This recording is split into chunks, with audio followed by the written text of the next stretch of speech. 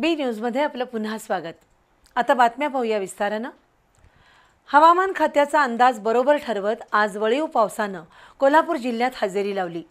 गेले 2 दिवस कोल्हापुरात ढगाळ हवामान असून आजपासून पुढील 3 दिवस ढगांच्या गडगडाटासह पाऊस पडण्याचा अंदाज आहे। दुपारी 3 नंतरच अंधारून येऊ लागलं आणि कुठं मुसळधार तर कुठं हलक्या सरी कोसळल्या। विशेषतः मेघगर्जनेसह वीज पडण्याचा इशारा हवामान विभागानं आज दिला होता। गेले 2 दिवस कोल्हापूर शहरात सकाळपासूनच ढगाळ हवामान आहे। अधूनमधून ऊन पडत असलं तरी आकाशात येणाऱ्या ढगांमुळे उन्हाचा कडाका कमी आहे, पण दुसरीकडे उष्मा मात्र कायम आहे। चटके बसणारं ऊन नसलं तरी बसल्या जागी गदमदायला लावणारा उकाडा कायमच आहे। अशा परिस्थितीत आज दुपारी 3 नंतर आकाशात पूर्व दक्षिण बाजूला काळे ढग दाटून आले।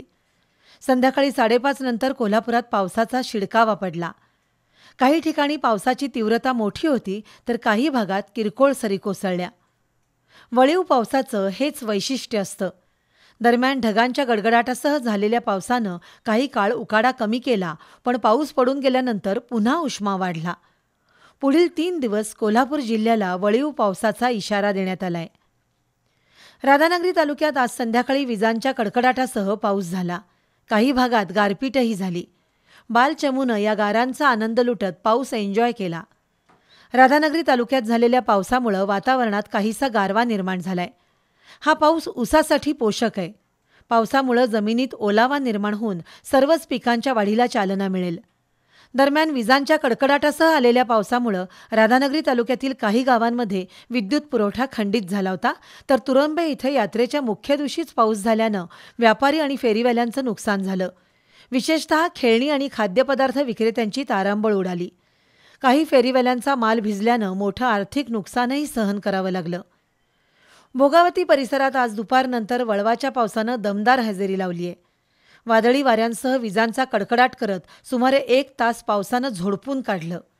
काही भागात गारपीटही झाली। अचानक आलेल्या पावसामुळे शेतकऱ्यांची मोठी तारांबळ उडाली। जोरदार वाऱ्यामुळे घोटोडे गावातील 4 शेतकऱ्यांच्या जनावरांच्या गोठ्यावरील पत्रे उडून गेले, त्यामुळे त्या शेतकऱ्यांचं नुकसान झालंय। तर विक्रम डोंगळे या शेतकऱ्याच्या गोठ्याचं छत कोसळल्यानं 4 गायी गंभीर जखमी झाल्यात। शिरगावमध्ये अनेक घरांचे पत्रे उडून गेल्यानं त्या कुटुंबांचं नुकसान झालंय, तर एका घरावर झाड कोसळून त्या घराचंही नुकसान झालंय।